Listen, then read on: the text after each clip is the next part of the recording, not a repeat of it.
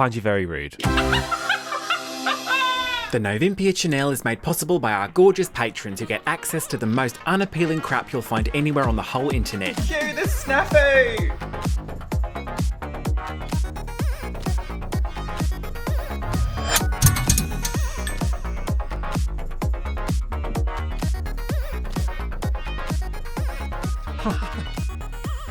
You're supposed to make it look like we're talking before, because the music's still... To shuffle my papers, be very casual, nonchalant. How does the theme go? I can't remember. Yep. It's like that, isn't it? Oh. No, you've just done the Who's Going to Be on Drag Race. No. Do you remember that? They always... What program was it that created that? Was it iMovie? I think so, yeah. Hello. It's Hi, been baby. a while. Don't do that. Yeah. So we are back with a final episode for season 1 of Absolute Agony. This is a bonus episode. It's been a little while. Bonus episode. If you've not even realised that we had a podcast last year, that is absolutely fine. Because this is going to be a bonus episode where we revisit one scenario from each episode and provide you, the listeners, with updates, and we can discuss and think, how did we do giving advice? Was it useful? Was it bad? Are we happy with how that turned out? Because, of course, Nova, that is the point of Absolute Agony. Nova and I give advice the only way we know how, which is not unsolicited, because people have asked, but we have no credentials in the field. No credentials. Of psychotherapy. Psychotherapy.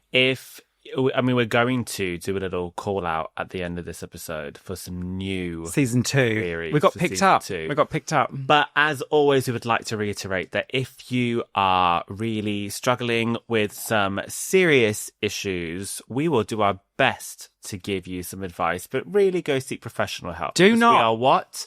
Not professional. Assholes. So, yes, we've done 6, haven't we? So we're going to have 6 scenarios today, 1 from each episode. Just revisiting, catching up to see if the Leonard in question, I guess, listened to us or went their own path. Hopefully we're going to have some happy endings. I don't know. I feel like everybody's going to be saying, oh my gosh, Nova and Olympia, you gave amazing advice. First of all, I owe my life to you. Thank you so much. Say happy endings, please, on the podcast. It's not that sort. Second of all, I've got my kombucha here, and it is utter urine. Do you know, it tastes like absolute piss, this. I don't know why you're surprised.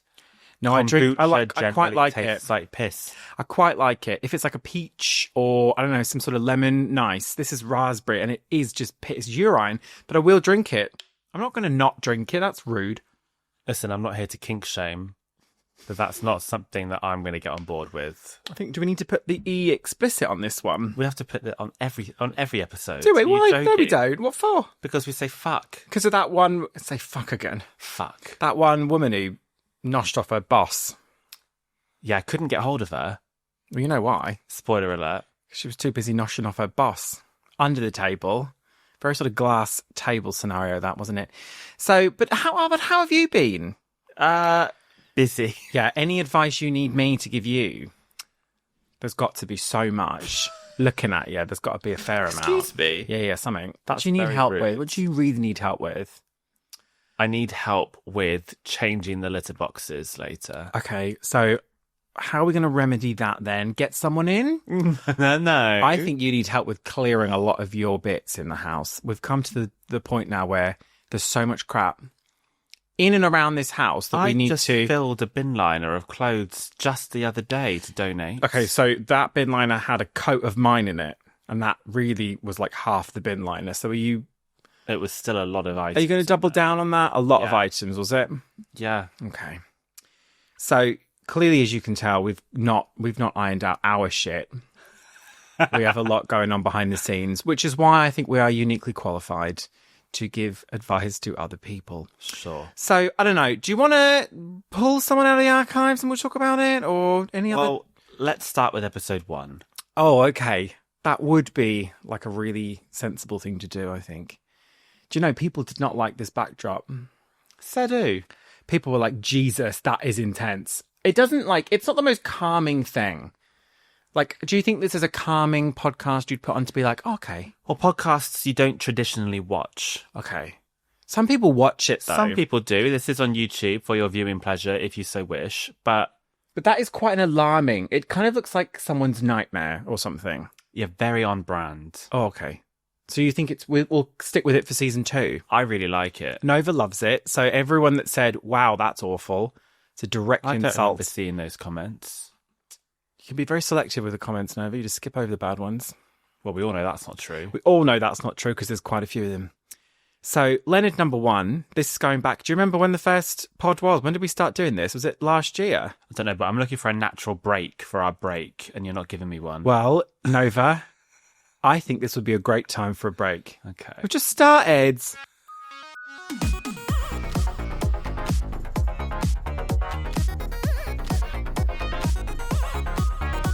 Okay, so episode 1 was about... What was the topic? I'm so glad we just had that break. It was dating and relationships. And do you remember when this was? Because it was a little while ago. Oh, I'm in airplane mode now. You're not on an airplane, Nova. No, because I don't want any alerts, because I'm what? A non-professional. It was the 4th of August. Wow, we are going back a little bit in time. And the first one was about dating and relationships. Yes, so I have a update for this one. I'm going to read it out again. So again, if you haven't seen these episodes previously, it doesn't matter, because I'm going to give you a little recap. It just doesn't matter, Lens. Okay, so my dilemma, it's girl problems, please don't roll your eyes limp. So essentially, I met this girl via a networking event at work, and she invited me on a date through LinkedIn of all places. However, since then, she has always provided all manner of excuses as to why she can't turn up. To such an extent, on one occasion, she sent me a message saying she couldn't come whilst I was en route to where we were supposed to be meeting one evening. Through one of her colleagues, I discovered she has a boyfriend. At another networking event, she came on to me very heavily where she described her type of girl, mask-looking with a pretty face. What I feel is the final straw came when the week before Christmas Eve, she liked a series of posts and stories on Insta and asked to meet again, but since then she's ghosted me. I don't need advice on the situation as I know she's behaving badly. What I need advice is, do I just leave it, ignore her, do I block her on everything, or do I tell her she's behaving badly and that I won't tolerate it anymore? So you lovingly refer to this person as Armitage Shanks. Oh, okay, yeah. And just to refresh your memory, your immediate advice was to just completely ignore them. Put this person out of your mind. If they message you again, call them out, but otherwise just leave it. Yeah. And I was a little bit on the opposite of that. I said, no, they need to know that they are wrong because they could be doing this to other people. So I wouldn't leave it. I would make sure that they know what they did and then block them. I think I was very astute with that. Astute. When we did these, now listen, we put so much crap out into the world that sometimes I don't remember everything perfectly well. When we got these through, they had their names attached to them, these people, right? Yes. But did we not read the people's names out? No, we left them anonymous. Okay, so... But we sometimes gave them nicknames. So this one says... Armitage Shanks. It says, you can say, she's got a name like a toilet and she's a patron. Right, so which is why we called her Armitage, surname's Shanks. Mm-hmm. I remember this solely for when they opened with, this is a girl issue, limp, don't roll your eyes, like I'm a raging misogynist. That was really weird. Your words, not I mine. found that weird. I found that weirder than the bird trying to, like, screw her over. Well, maybe I seem like the more approachable, sensitive one. What about like, you is approachable? I'm much more empathetic when it comes to... You're like one of those poisonous frogs where it's like, look at the state of me, don't come near. Stab. You're literally wearing a weapon. You're wearing a weapon and you dare. Anyway, I think I was very astute with that. Do you? Because we brought up, didn't we, that there are those kinds of women... We actually turned this into a short, speaking about... who are maybe bored... or they're looking for attention, anyone really, but they're in a relationship, but they like to kind of flirt with some danger. Because we could think of somebody that we used to know. Yeah. Who did it? This reminded us of them. That was a woman. Yeah. And she would just bang on about it, wouldn't she? And then she would, no actual follow through. Nothing on there. So has Armitage Shanks followed up with something? Yes. So I have a message that they sent to this person. Read it. And they blocked them afterwards. Name them. So it says, I hope you're doing okay. I've been reflecting on our interactions, and it's clear to me that our dynamic has been challenging for both of us. I've noticed patterns of inconsistency, and it's taken a toll on me emotionally. I value honesty and transparency in any relationship, and it's important for me to communicate this to you. I also don't think anything we've discussed face-to-face has been particularly fair on, okay, you've named this person, so on your boyfriend. And please don't be naive enough to think it has been okay. It absolutely has not. If you really are committed to him, then you absolutely should not be flirting with someone else. I've experienced hurt and frustration, especially when plans were repeatedly cancelled or when I felt our interactions were one-sided. I believe it's in our best interest to part ways and focus on our own well-being. I genuinely wish you the best, and I hope we both find the happiness and understanding we're seeking. And I do have this did have a little bit of stuff accompanying it, but that was the message that was sent. I love that was basically like very firm, very, very nicely written, but it was almost like a kill it with kindness thing. Like, I hope you find happiness. Because you would have gone in, you would have been like, F you. Well, F it you depends piece of shit. on what the straw was breaking the camel's back. Do you know what I mean? You don't have much chill. I think you would have really laid into them, and this person has really risen above Nova. What do you think? I think you're talking rubbish. About what? I would only have laid into the person had there been something really horrendous, like immediately before. People have said my input's been really sage in this. I don't think that's correct. Sage, they said. Sage advice. No. I think that's a really great response, Armitage. You've done really well with that. So they followed up with, I hated how it was making me feel, to be honest. I've had a history of this happening with other people, whether it was relationships or friends, and I thought I turned a corner, and her name here somehow snuck in. Took your advice, Nova, and blocked her swiftly after sending because I just didn't want the energy of what her response would be. I get really tired of people's bullshit these days, plus I had health issues at the time and I needed to focus my energy on that, which is why I've not consistently been active in your streams as much as I have been as it's been ongoing. Anyway, I'm a bit of an overthinker, people pleaser, so people like that I'm trying to avoid as it doesn't do me any good.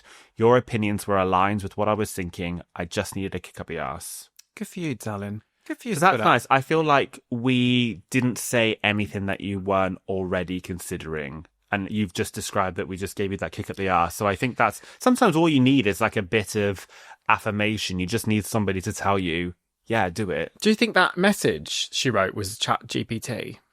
Which one? The one you sent to her? No. No, neither do I, just for the record. Also, it's made me suddenly really sweaty doing this. Because I had... Maybe it's just like... Now you're realising that what you said has consequences. On another level where I was like, God, everything I said was, yeah, great, really great. Nothing can go wrong. What if someone comes back and they're like, I listened to every word you said. I went into work and I flashed my boss and then I went home. And also, I'm in jail now. I'm in jail. So, yeah, I'm a bit nervous. I've lost the limb. You would have said... I'm incarcerated. You would have said... This is all your fault. If any of these were really bad, you would have probably warned me. All right. Well, I would like to congratulate you, Armitage Shanks. I think that sounds really positive. What sounds like the best outcome. Yes. And also, it sounds like you are putting not boundaries necessarily, but you've now got in your mind, you're not going to do that again. You know the signs. You know the signs to recognize and to look out for. Yeah. And so you have learned from this experience. Uh-huh. And that's what we're all here for today. Stay with us. Stay with us here at Absolute Agony. We'll be back after these short messages.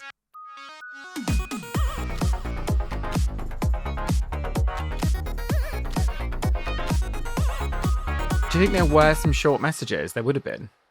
Well, on YouTube, there'll be adverts. Yes. And you would have placed them in. That was so professional. Yeah. Yeah. That's what we're like over here. Do you want another one? Okay, Davina.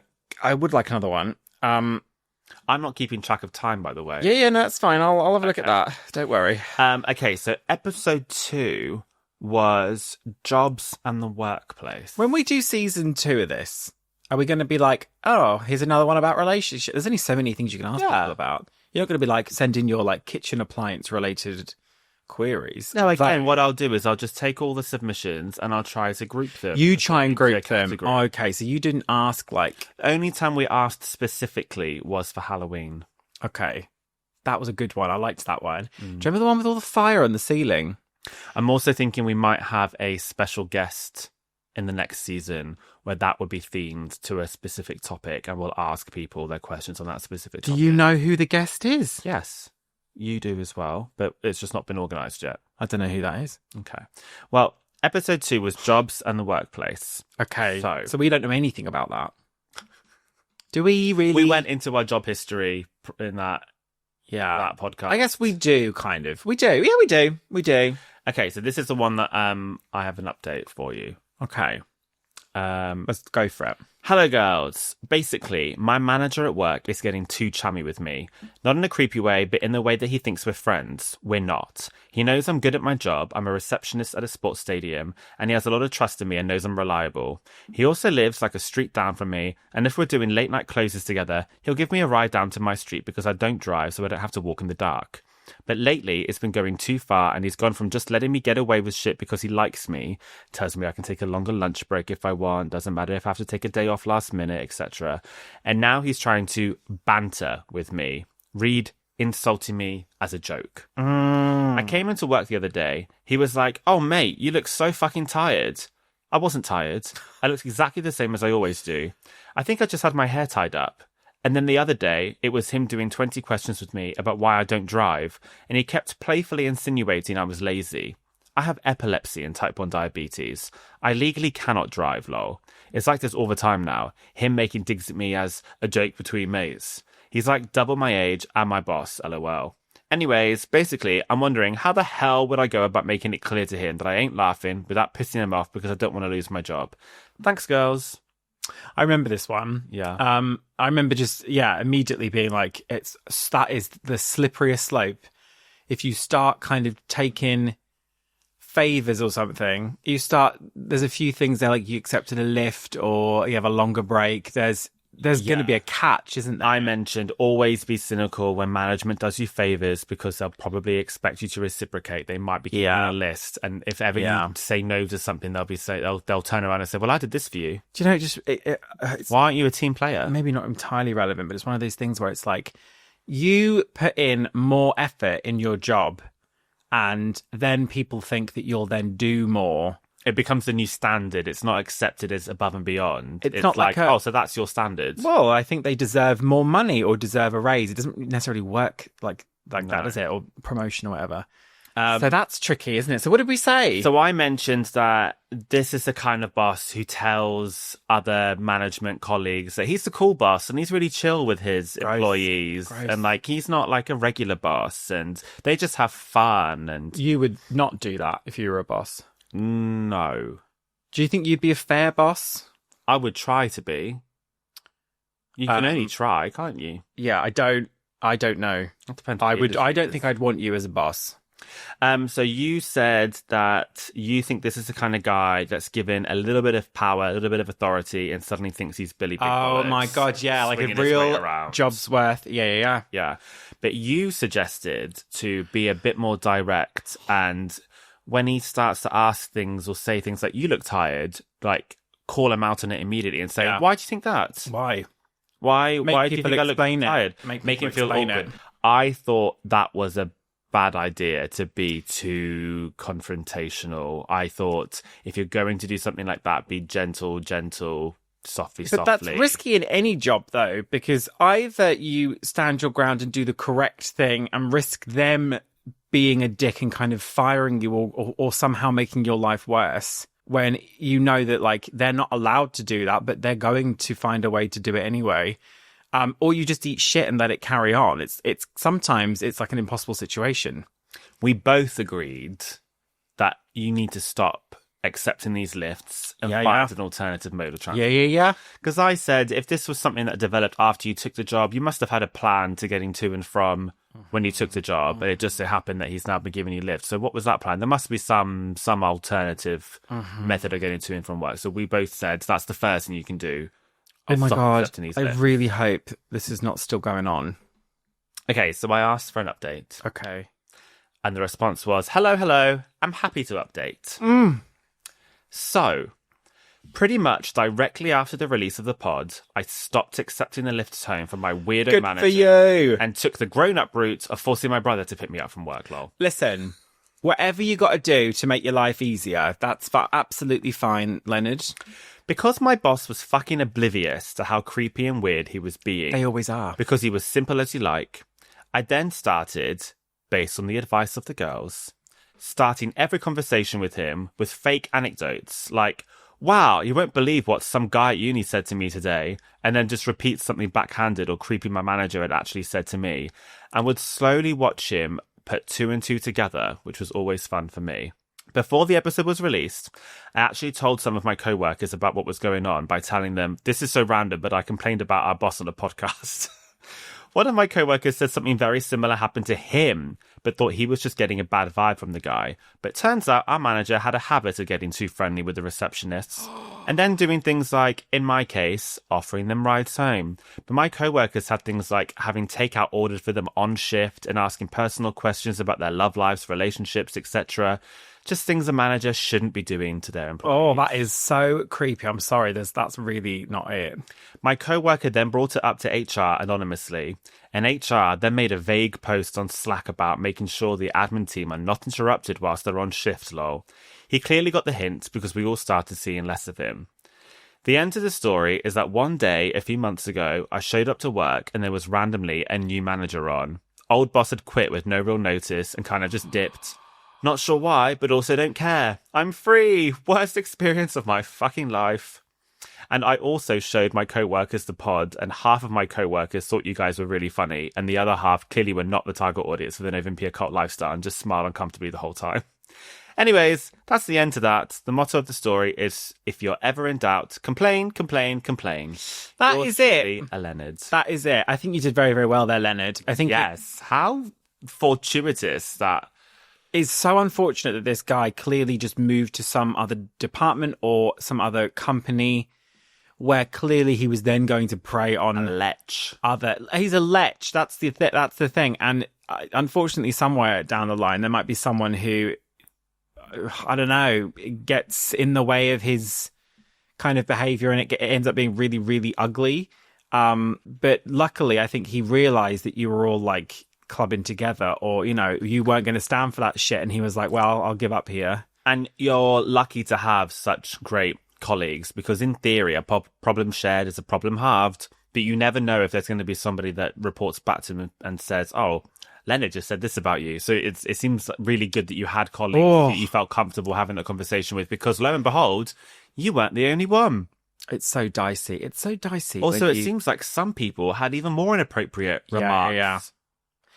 Why are you buying because presumably this was a man and he was buying these female employees food. Well, she mentioned a male colleague as well that felt awkward.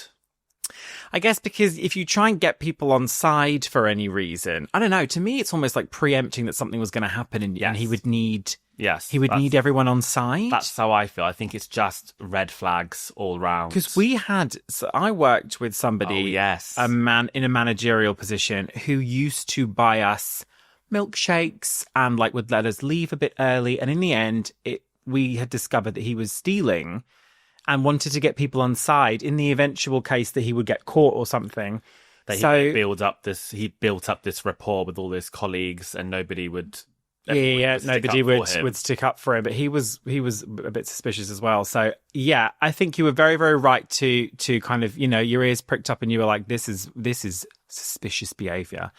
And I'm so happy for you that he's no longer there in your life. I think we gave good advice for that, because Leonard immediately stopped taking the lift, just like we said. That was important. Yeah. That was very, very important. And this worked out really well. So perhaps at the end of season 3, we'll find out if you're still having lifts from your brother, or I don't know what's going on there. How does your brother feel about it? If he's a good brother, he won't give a shit. Well, I think it's fair enough. If Leonard has got epilepsy and type 1 diabetes, he can't drive. I think fair it's enough. Nice. It is nice. Otherwise, that's a whole other expense, having to think about getting a taxi or a bus, or I don't know how far. And you don't have any siblings around who can drive you anywhere. If you needed a lift, Where is this And going? we weren't together because you can't drive. Well, I might You consider don't driving have if I didn't have you. an excuse, though, do you? If I was single, ready to mingle, I might consider driving. Um, But I have you, so I don't need to. we played a sort of quiz, didn't we, over the weekend? And I put it to you in Autumn, who could pull quickest in a bar? Yes. And you very quickly wrote down Autumn out of the two of you. So Not very quickly. I really considered it. Are you ready to mingle, is my question. I imagine you in a club. You didn't answer a thing then. You're literally just staring at me. I imagine Nova in a bar, doing all this, giving it all this. Doing all this. And she goes up to someone and she goes, "Hi, stud, can you drive?" "Hey, stud, have you got a car?" Grease lightnings. So That's about cars. you've got, what is it? I don't impress me much. So you've got a car. So you've got a car. That does impress me. Drive me to work. Ha, ha, ha. Listen, Leonard, well done on that situation, and all the best going forward. Yes. All I love, doll.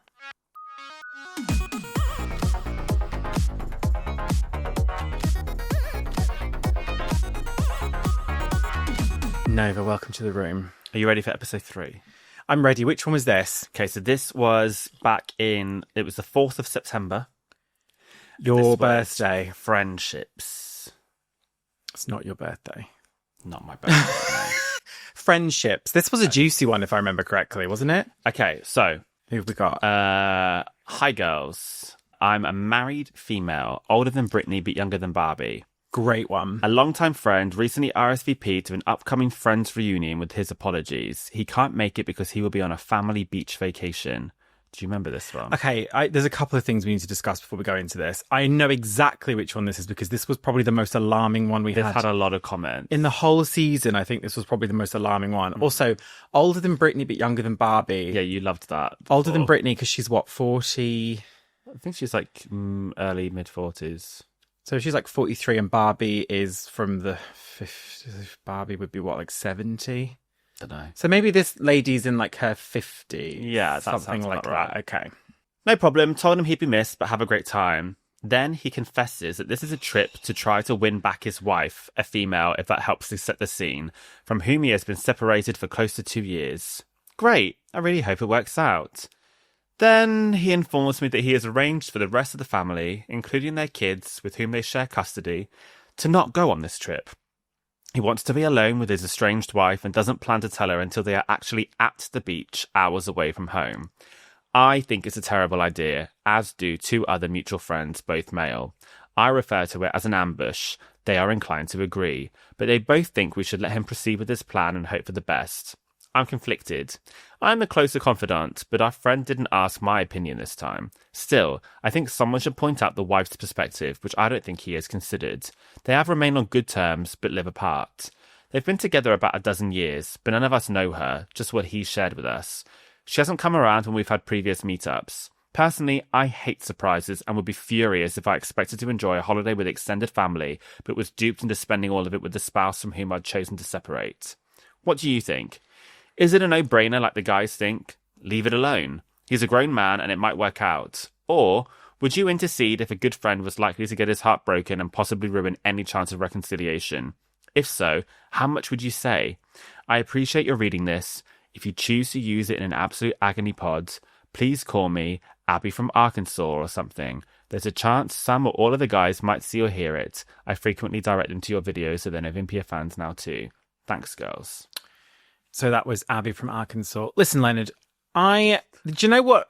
I think that's the exact same joke you make all the time. Oh, I've probably said that 100 times. Are we kidding? It's a classic bit at this point. The thing that really struck me about this is that I don't think anyone was really considering. I mean, yes, Abby was considering, but more so from like the wife's feelings or something. But the idea that like a man is going to take a woman to a second location without her consent and... Yeah, because the circumstances are not what you told her, so you now actually no longer have her consent. You have her consent for a whole different outing trip that is not actually what this is. But it could have been a whole kind of casual murder holiday that was alarming in the extreme. And even if it wasn't, she didn't know that. What a horrifying position to be in. So I've written here that you said, men are idiots, don't listen to the friends who say this is romantic, it's the worst idea I've ever heard. I said, if I was this woman, I'd be terrified. Yeah. And we both agreed that this is a terrible idea, it's scary, and you can't rekindle a relationship starting off with a lie. A lie. It's never going to work. It's never going to work because if she was open to the idea, she would go freely with you. You wouldn't have to lie to her to get her to this cabin or murder cabin, whatever it is. We both spoke about how if we were in this woman's shoes, how paranoid we'd be, how I'd suddenly wonder, where are my children? Because where are the kids? Taking your word for it. Where are the kids? Do I have 3 words downloaded? Yeah, literally. Where the fuck are we? What's going on here? I don't know. Very panicked because it's awful. Such bizarre, erratic behavior. What time are we here? Like, who knows where I am? Oh, awful. It's a horrible, sweaty situation to be in. But men don't really think about women. It's very, very self-centered, this. Oh, I'm going to do this because I want to and I can. A lot of men just do not think anything, do they? They just don't. We had so many comments about this one. To think that she would be like, oh my God, take me, Lewis, my darling, how romantic. Like, what do you do? No one's going to think that. It's so annoying. I'd be pissed off. Yeah. I'd be so angry. Okay, so lots of people commented on this and they were just like, what were people agreeing with us, or were they like, no? No, I think people all thought like, this is horrendous. This is awful. Yeah. Okay. So what's the follow-up to this then? Oh my God, don't. Hiya, girls. Please. Abby from Arkansas here. First, let me apologise for not clarifying in my original Leonard letter that the 3 of us, me and the 2 mutual guy friends, were certain that our misguided, unhinged friend would never harm his wife or kids. Okay. I know people can behave irrationally when pushed, but at no point did we worry that his ex was in physical danger. We don't know her, but we know him well. So here's how it all shook out. It doesn't mean that she might not think that, though. Yeah, it doesn't change the facts that she might have been thinking that. It's a scary situation to be in. Yeah. Regardless of if he's like a nice man. Yeah. Because I'm sure half of them were nice at one point. Okay, go on. Exactly, Carry on. I fretted for 2 weeks, then finally caved and texted our friend 2 days before his planned vacation. Good. I casually asked, driving or flying? Hotel or Airbnb? Yeah. And finally, is it just the 2 of you as you'd hoped? He waited a bit to reply, but said that, regardless of who else was going, she absolutely wasn't. It was pretty clear that it wasn't a, you all go and have fun, but rather a, no fucking way. So they turned it into a guy's trip with our friend, a brother and a cousin. I don't think she ever got wind of his original ruse or whether anyone talked him out of it. But it all played out the same week as your podcast, while I was also away for the friend's trip he couldn't attend. Otherwise, I would have written back sooner to thank you both for your solid, thoughtful advice.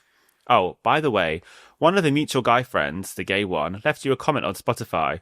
He listened to the podcast and wanted to clarify that he also thought our friend's plan was terrible. Okay. However, he thought advice should be given only if it was sought. Thanks for all the great content and advice. Love you, Abby.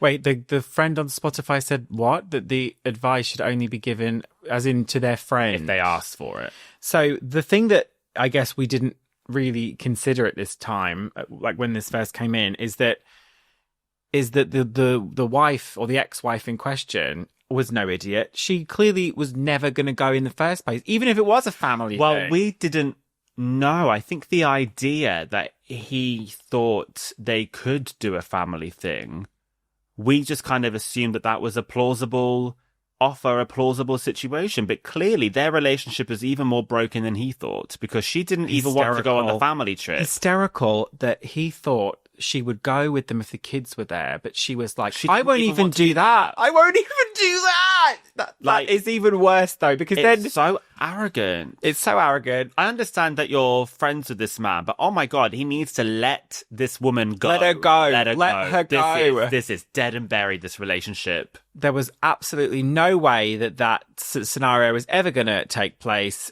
because she wouldn't even go with the kids there. So she obviously has no intention of ever being around this man. No interest. Even if the kids are there just for a casual afternoon or something. He's been reading too much into, because you said they've kept on good terms, he's been reading too much into civil co-parenting and has taken that to mean way more than it has, just because she's not been outwardly rude to him, just because she's been civil and polite. He's thought, oh, well, maybe there's something there.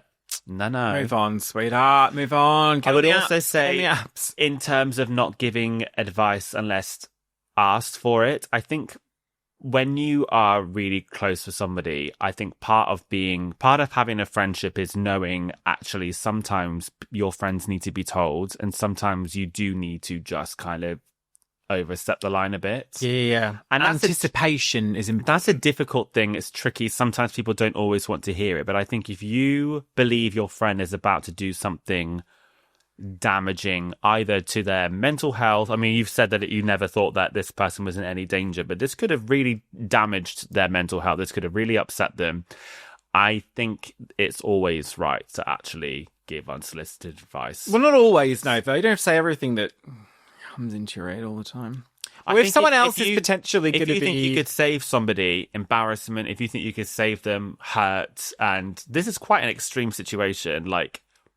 Yeah, I just wonder though if it was you to say something. If it was only ever just like a casual idea that maybe we thought it was more set in stone and was going to be a thing, but was clearly never going to be a thing, and it sort of snowballed a bit. I don't know, but if it was only a casual idea, then I'd very quickly casually say, "Well, that's a terrible idea. Don't do that. Shit idea, you fucking idiot." You don't have to say. I know we're friends. You don't have to call him a fucking idiot. I know we're friends. Really close confidants, but what a stupid fucking idea. I won't say specifics, but often Shah or Glenda will say something, they'll mention something, and I'll just say to their face, like, bullshit, no.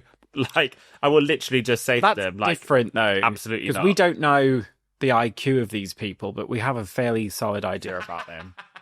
But do you know what I'm saying? Like, when you're friends with somebody, I think you don't have to make it awkward. Just be honest. And if you think something's a bad idea, tell them it's a bad idea. Sometimes it just pays to be a bit more blunt.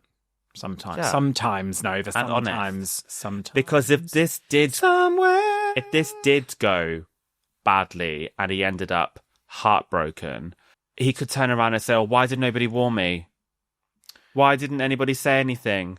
It sounded like someone just sneezed out there, but I think it was the air freshener. It was the air freshener. That sounded really like someone sneezed in our hallway. I got a bit frightened. But do you know what I'm saying? I understand, you know, very few do. But thank you so much, Leonard, for that follow-up. That makes me feel pretty good, because that one was... Oh my gosh, thank the Lord that was avoided. Yeah, my butt was chewing my undies during that. Me. Really was.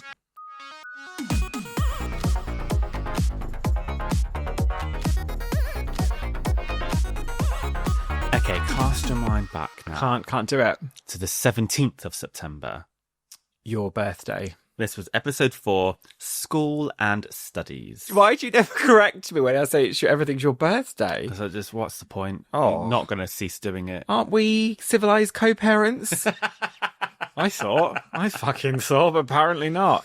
Wait, School and... Studies. Okay, so this is presumably a lot younger than the people, maybe.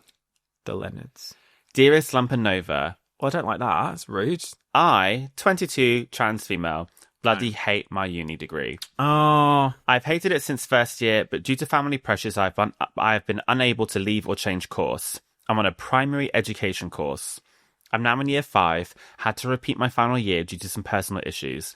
I hate what I do, and every day I have to go in and smile and pretend I have to be there. I've learned so much shite I cannot apply or use. I've been bombarded with criticism about the way I look and talk. I'm extremely limited in self-expression. As a trans person, I am silenced from talking about who I am or the community I'm a part of in fear parents will react negatively. I'm nearly finished and I'm counting down the days till I am. But now I'm nearly 23 and have no direction on where to go. I have wasted 5 years on a degree I hate for a job I hate. What am I actually meant to do?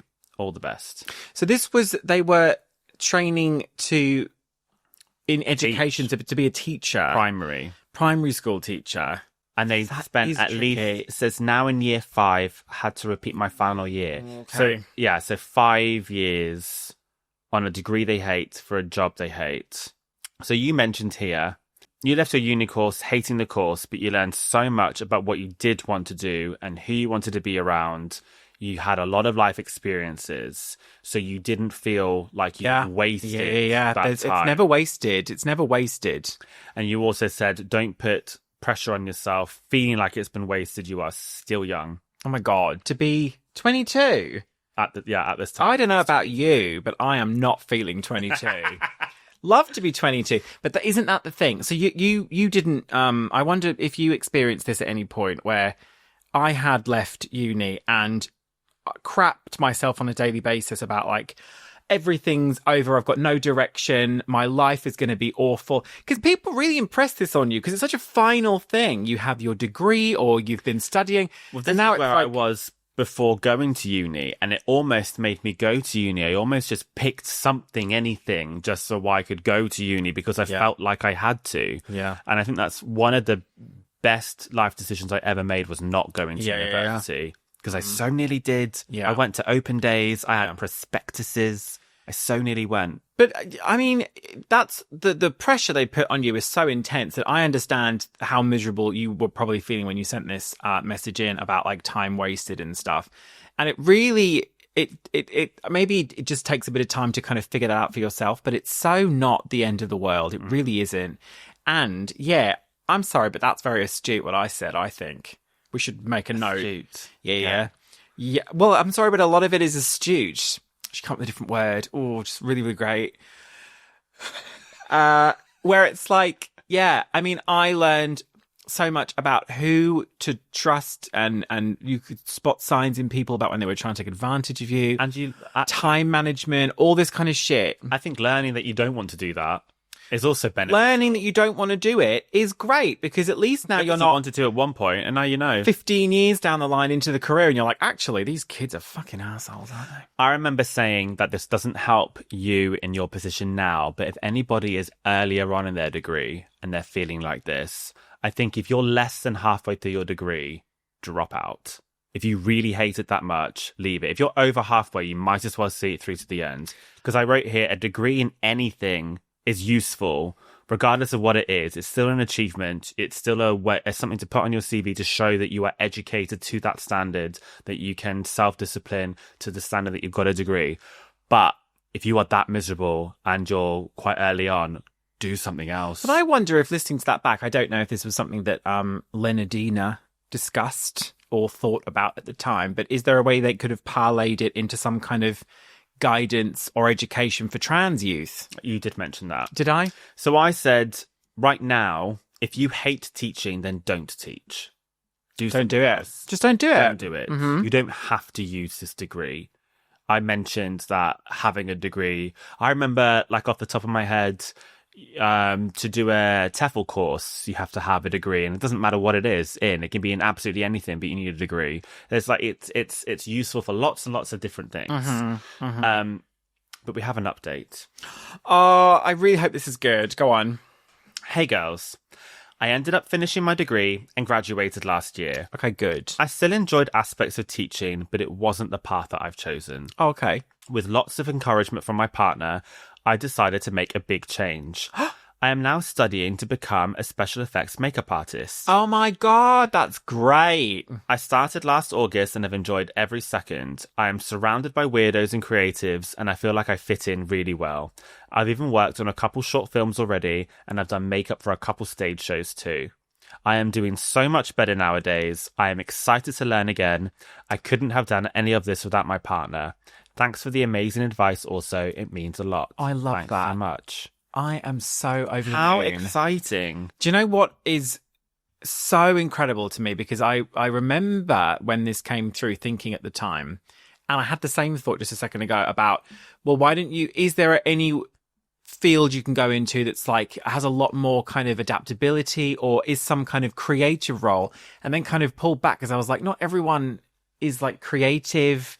And it's not useful to say to someone like, go do something fun and exciting and whatever, if it's like something you can't really do. Everybody is in the financial position to be able to do it. It's not very helpful. So the idea that you are actually a creative, because that industry is so much more accepting. Everyone's a weirdo. And like you described, you'll be amongst your people. You will find your people doing that. And there aren't going to be little kids running around everywhere. Fuck. I'm over I cannot even tell you how over the moon I am. But this is also something you can, I'm not sure what qualifications there are in special effects and makeup, but I'm sure you could do, you could get to a stage where you could still teach in this industry. You could then go on to teach special effects and makeup if you still liked teaching. Because you've got something in the bag. It's just a different... Yeah. if you still actually like teaching, it strikes me that this is a lot more challenging. There's a lot more sort of directions you can go, and you never know what the day-to-day is going to be like. Or you sound more enthusiastic. You said that it's exciting. Oh, I love that. That's really, really positive. I love that, because there is nothing worse. Having been in this position myself, I know how awful it is to be doing something that you just really, really do not want to be doing. And trying to then leave that is so difficult, because it's, I don't know, some people who are very kind of logical are like, but you got to earn money, you got to get the money in the back, which of course you do.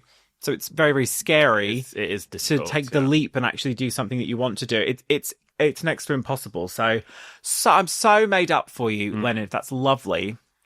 And all the best. Could have asked for Could not better, have asked for better for you. That's so incredible. And all the best with your wonderful career. Very proud of you. I know you're going to go on to really great things. All our love, Pet.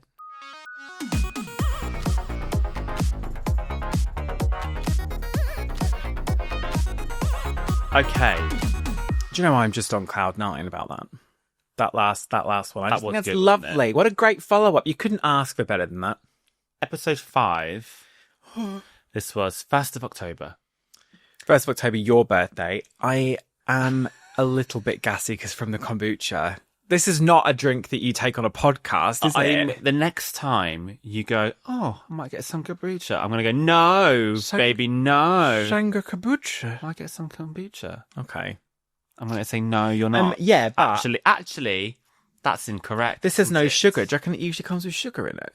I couldn't care less. There is a different brand. It's not this. They do like a peach one, and it's delicious. No. I quite like it. This is Urine Town.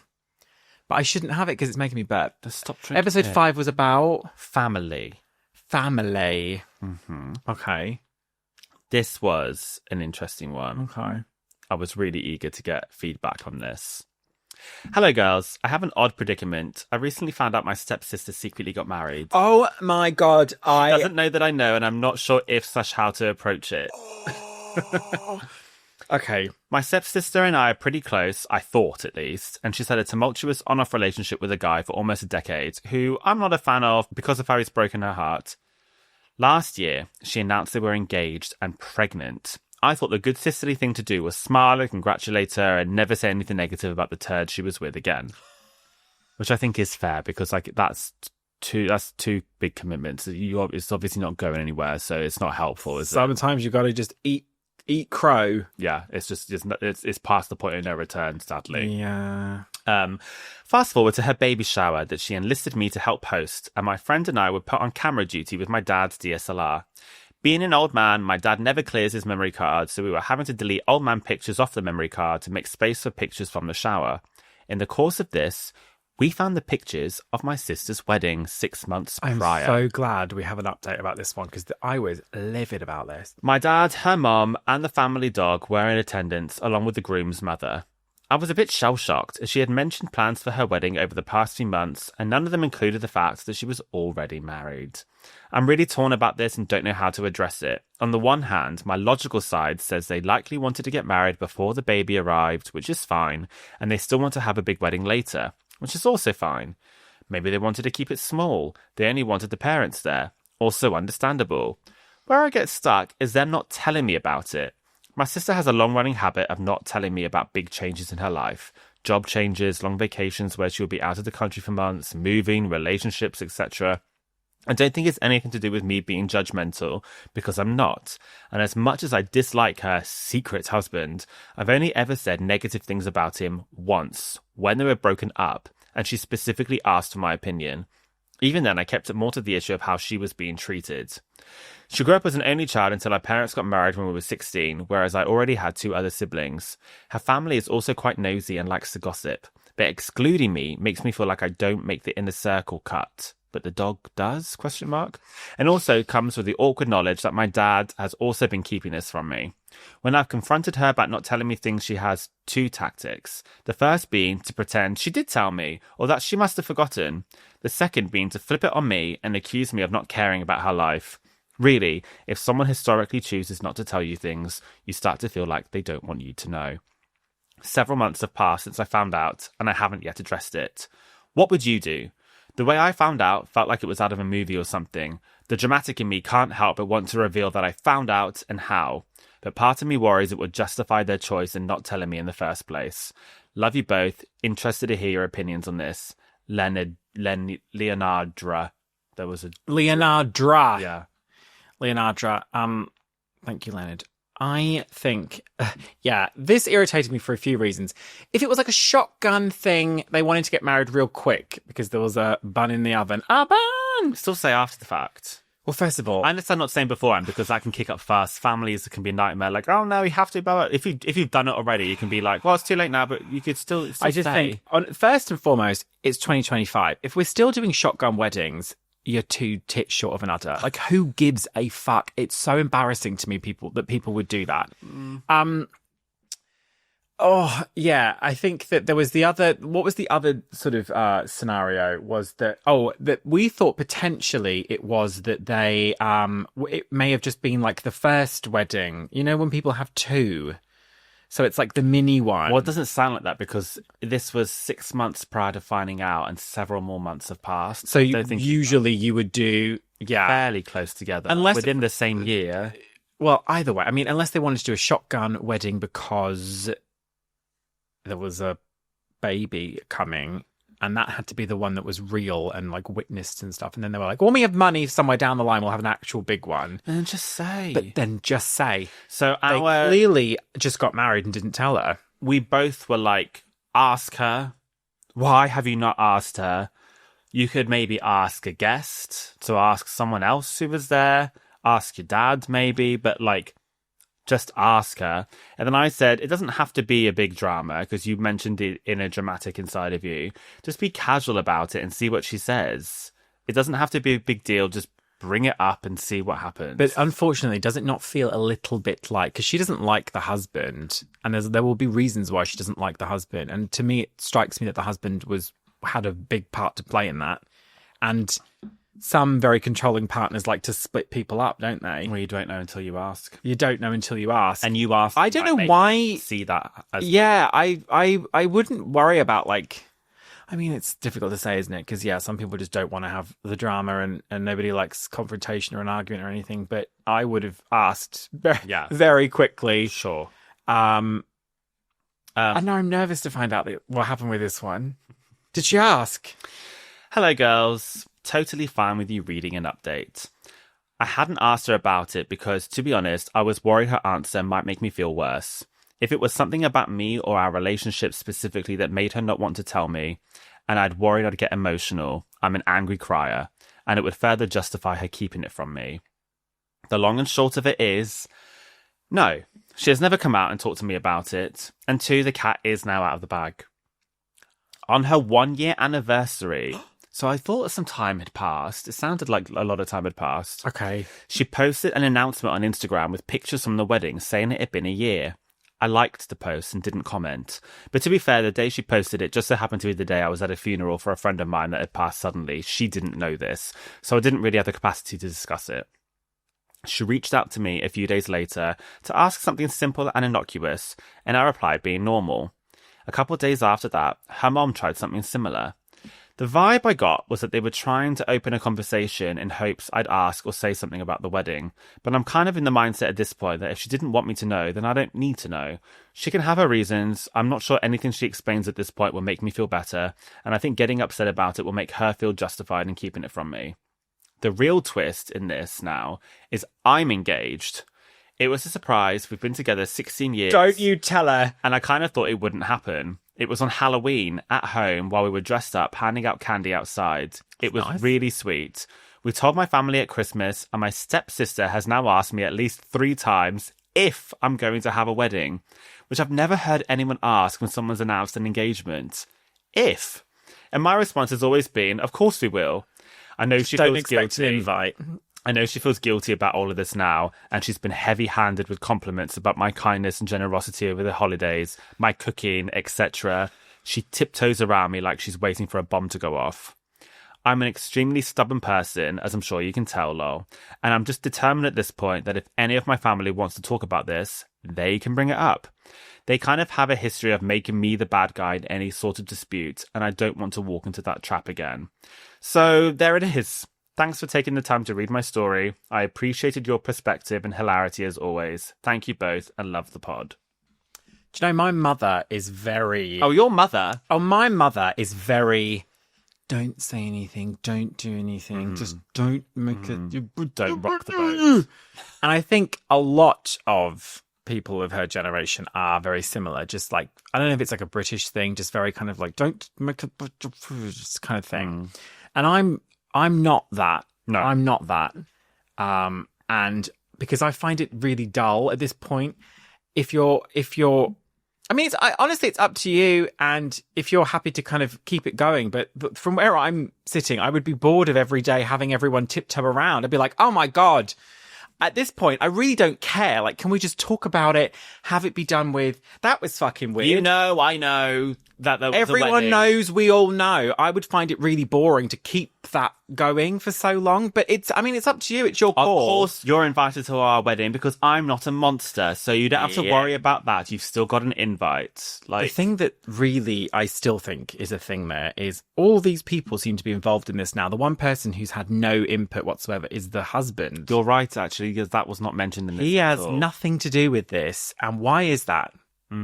It strikes me that people tiptoe around this husband. People don't like this husband. And is he just very controlling and people are frightened of him? I don't know. But congratulations. I mean, congratulations. You now have much more positive, exciting things to worry about than this secret wedding that you weren't invited to. So it's really probably not the best use of your time. And it sounds like you've kind of moved on already. However, just know from us that as far as we're concerned, you'd be totally entitled, A, not to invite her, and B, I think you're still entitled to bring this up if you are still feeling weirdness, because this might leach into your wedding. There might still be weirdness, because obviously at a wedding, people talk about other weddings, and the conversation might come up about your sister's wedding at your wedding. Oh, you weren't there? Do you know what I mean? Like, that could escalate. Yeah. So and surely maybe we just need to get this out of everybody's systems before you get married. Behaving weirdly around you. I mean, lovely to be complimented and stuff, but if it's not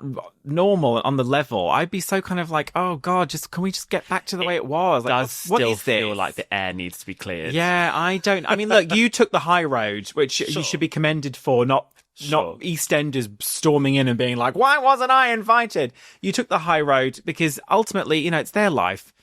People, sometimes I've seen weddings, I mean, not like close relatives, but sort of relatives have had weddings and that I didn't even know was happening, which probably was why I wasn't invited because I'm not like all over Facebook. Yeah, you've got a bigger extended family that you're not very close with. I could have probably been a bit like, well, that's a bit off. Why is that cousin there or something? But I mean, it's their life. I'm not going to begrudge someone doing that. Sister, obviously, very, very different. And it seems like you've kind of just been like, let them sort of crack on. It's their life. And now you get to focus on you. But like you've said, if it's going to keep going, you don't want this to be kind of dark cloud over your wedding when family talks. I mean, if that does happen, you could just say, oh, yeah, no, I wasn't invited. Oh, why not? I don't know. You'll have to ask her. Like, again, though, that's kind of starting drama that you might not want. So it's probably best to have some sort of conversation beforehand. The more pressing issue is she acts differently around you because she wants to keep you sweet. Does she act differently around the husband? I keep coming back to this man, this husband. That would be the more pressing issue for me. A wedding that you weren't invited to might not mean shit in a few years if they're not even together anymore because it wasn't like a good... they have a baby now. A good thing. Oh, there is a baby. Well, but even so, my biggest thing would be like, what's this dude like in all this? Yeah. I don't know, that's where my mind goes with it. But I think, the more pressing thing right now is that you are looking forward to your connubials, which is very, very exciting. Yes, congratulations again. Congratulations. Nova and I are in exactly the same position, aren't we, Nova? No, we're not. We are not. And thank you for sort of reaching back. And at least everyone knows now. So if someone brings it up, very overt, It's still not clear to you why any it's of no that longer a happened. secret. It's now just an avoided topic. Why did all of that happen? We're improving. Yeah, it's getting there step by step. Maybe Yes. maybe before the wedding it will all come to fruition. Maybe she'll just be like, listen, Maybe let's if you just do air it like a out. hen party or something, that might be a good time to ask. Yeah, I mean, I just think if you're going to have mutual friends and family members together for another wedding, this is inevitably going to come up. There's no way this conversation isn't going to come up at some point. So I would get ahead of it. I would also get ahead of it, but also it's your call and you did take the high road and don't let it get to you too much because you've got your own happiness and serenity to protect, Leonard, and we're sending you our love. Yes, we are.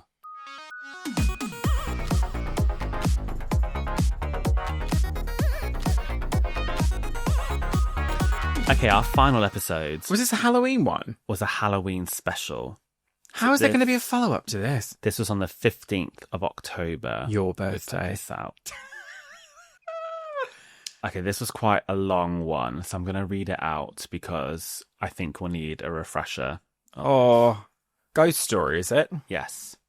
Hi dears. Firstly, let me preface this email with the fact that I, being a reasonably intelligent human being, do not believe in ghosts, hauntings, gods, etc. as a whole. I love this. I tend to look for the most plausible and realistic reasons and answers to situations. Okay. However, I do have a couple of instances while living in one house that have me confused. Over the years, we have lived in many rental properties and have recently just sold a house and purchased our final home.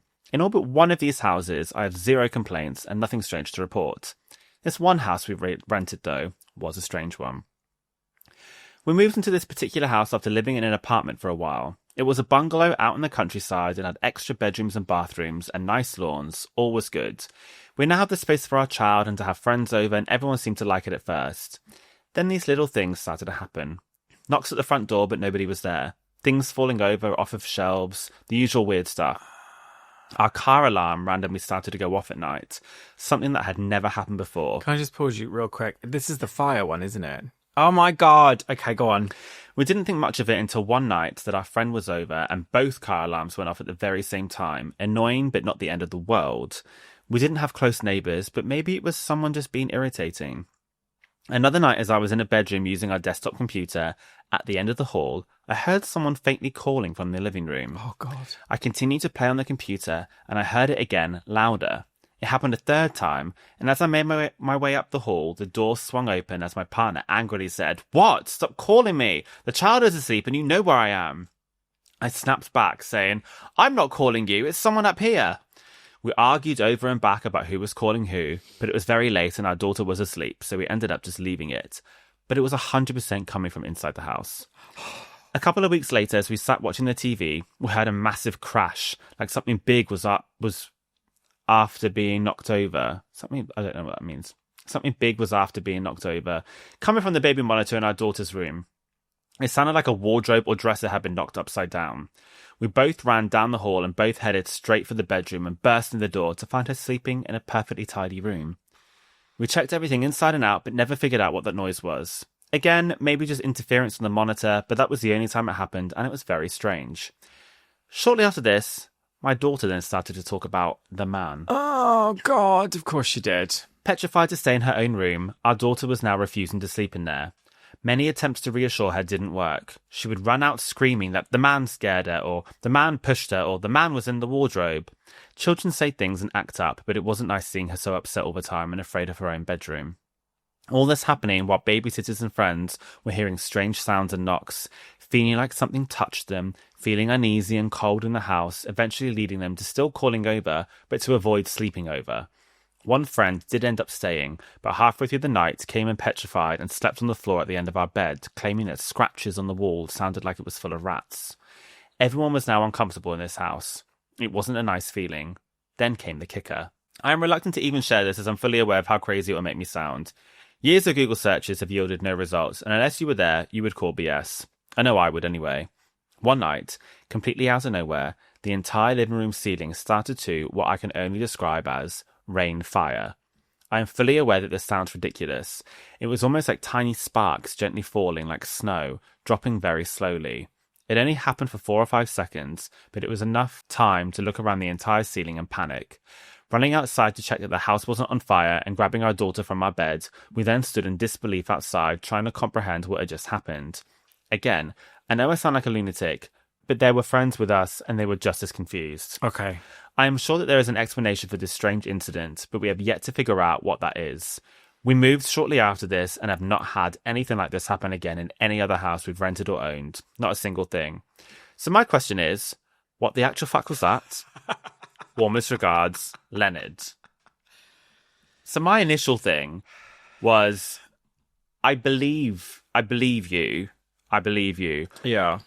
Could it maybe be faulty wiring or something? Could it be an electrical fault? Could it be sparks? Could it be something to do with that? And then I also wanted to know, had previous or future owners ever had similar experiences? Had you ever reached out to previous people living there or later tenants to see if they had any experiences like that? Yeah. You were asking, where is this? Is it in the UK or is it America? Yeah, I wondered if it was some kind of like weather phenomenon or light. You said that Americans believe anything. Americans do believe anything.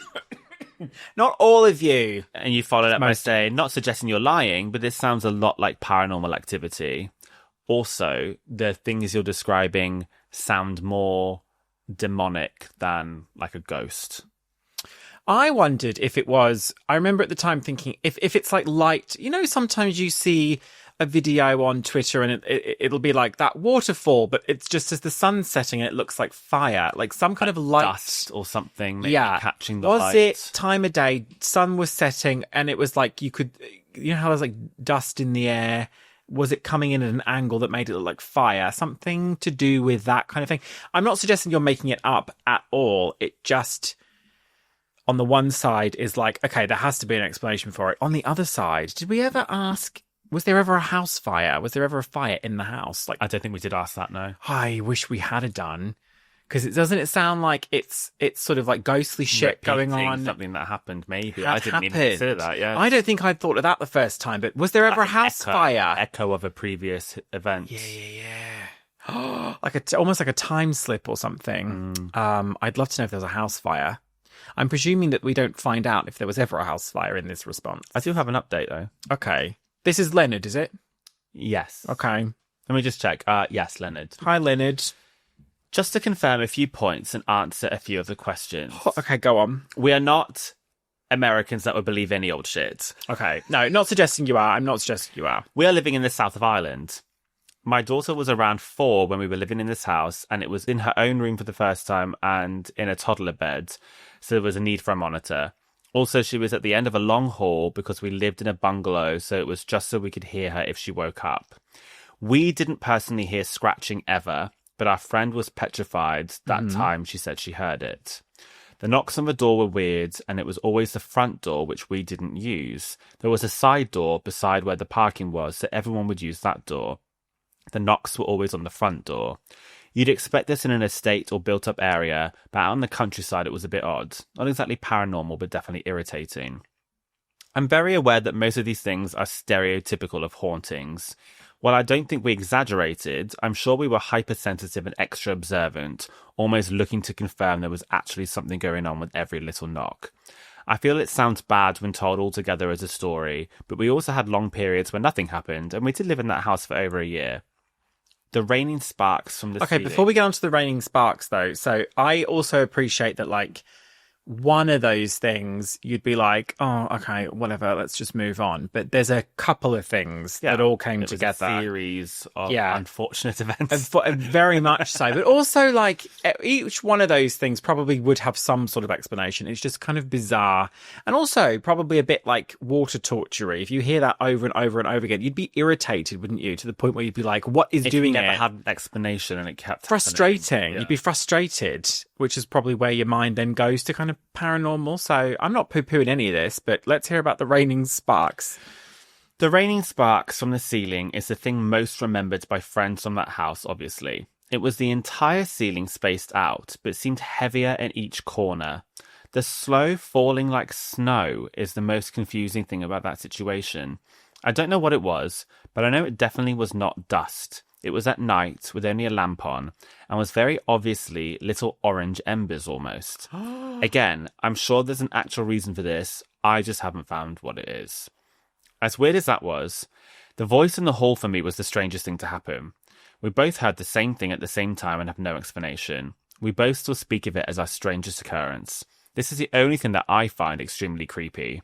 The voice was clearly coming from the house. For me, it was coming from up the hall. They said it was clearly coming from down the hall where I was.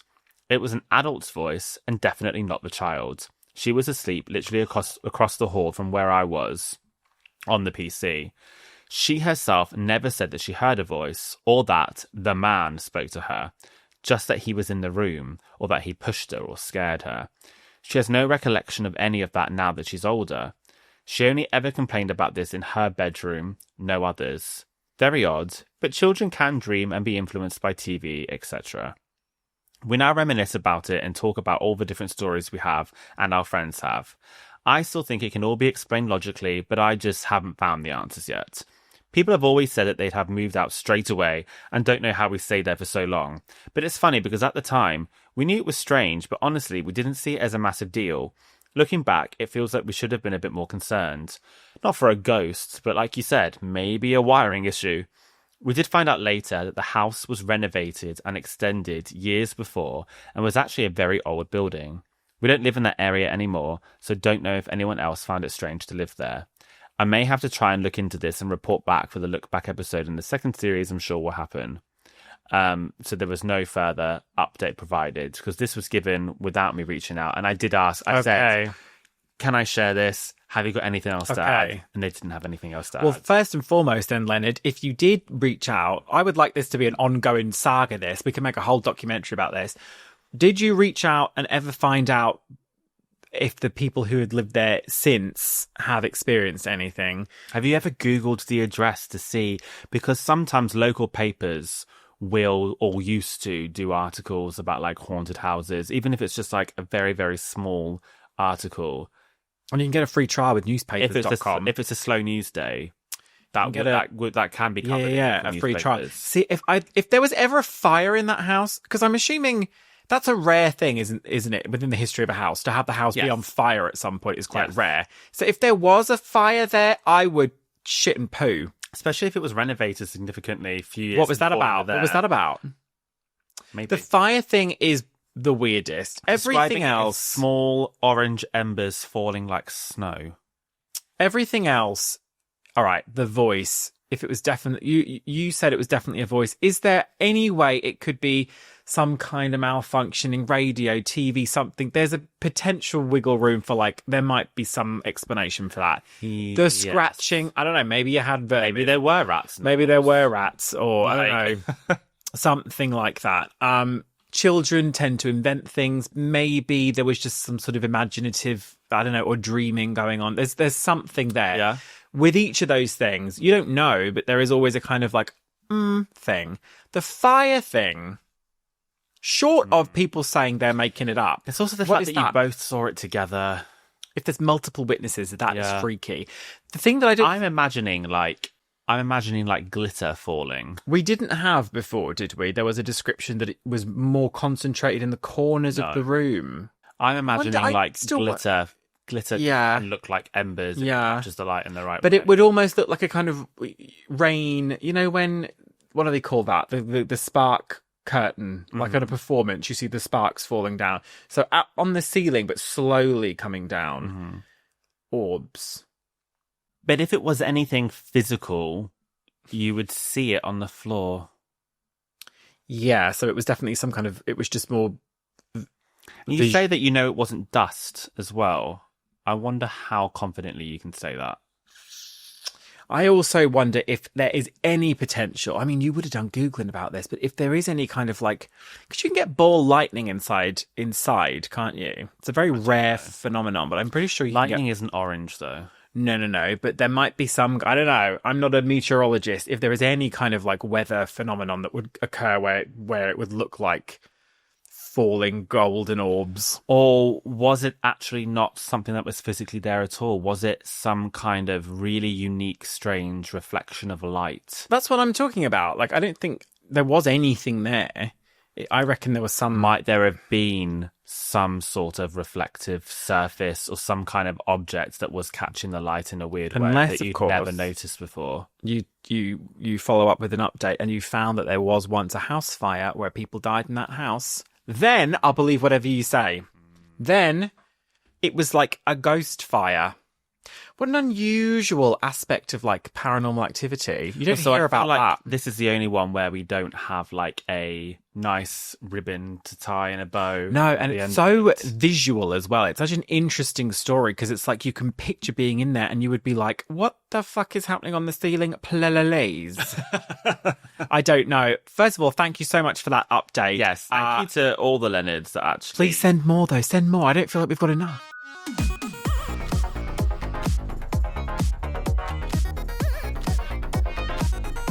Everybody that replied to me when I reached out and said, so we're finally doing that revisited episode. Thank you for actually replying with updates. There were some lovely stories in there. The Leonard, who now is a special makeup effects artist, over the moon for you. Special effects makeup artist. What did I say? Special makeup effects artist. You're a special makeup effects dickhead. I'm over the moon for you. That's really made my day, that actually. And you know, I guess most of the stories were pretty good and positive. The Leonard whose boss left, whose Lytchett boss is gone. The friend who didn't go and kill the wife. We've got an engagement. I think this was really quite uplifting overall. Yes. So, yes, thank you so much to everyone who submitted something, Nova. In the summertime, I believe, we will be doing a second season. So if you have a problem or an issue or something that you would like some advice from your girls on, please send an email to novympia@gmail.com with the subject header Absolute Agony, and we might just feature you in an upcoming episode. We might just do that, and as always, you can tell us your name, or we might call you something else. Well, I feel like we won't ever mention your name. Oh no, we won't mention it. But you can say who you are. We'll just end up calling you Leonard. Leonard. Say just between us girls. Just between us girls. And I guess maybe that's where we're going to leave it.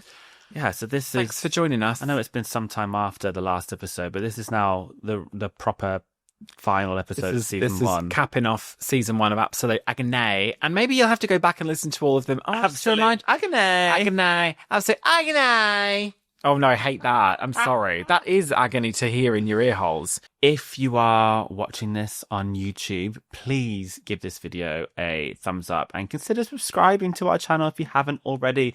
And if you are listening to this, give us a little review, leave us a comment on whatever platform it is. I know you can leave comments on Spotify, favorite us, so we can see all those numbers go up. And then we're like, oh, actually, this isn't a waste of time. It isn't Carry just on. a fat waste of dookie.